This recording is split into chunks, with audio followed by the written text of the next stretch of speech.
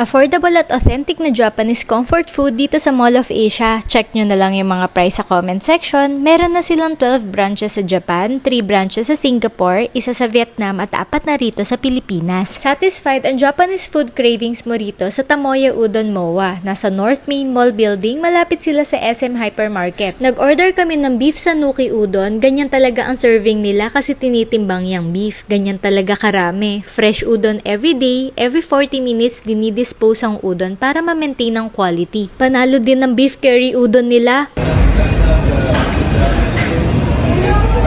Meron din sila mga rice bowl, mga bagong luto na tempura at mga omusubi. Ito yung lagi ko nakikitang kinakain sa mga anime. Meron din spam omusubi.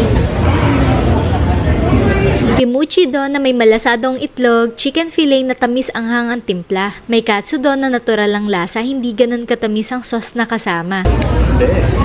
Iba't ibang klaseng tempura katulad nitong chibita tempura, yummy chikuwa na Japanese style fish cake. Big size yung scallop at juicy oyster from Hiroshima, Japan. Doon galing ang mga best oyster. Tapos samahan mo pa ng matcha. Meron din mga beer. Bukod dito sa MOA, meron sila sa SM North, SM Fairview at magbubukas na rin ng Green Hills. Quality at affordable authentic Japanese comfort food. Alam mo na yan kung saan. Happy summer everyone!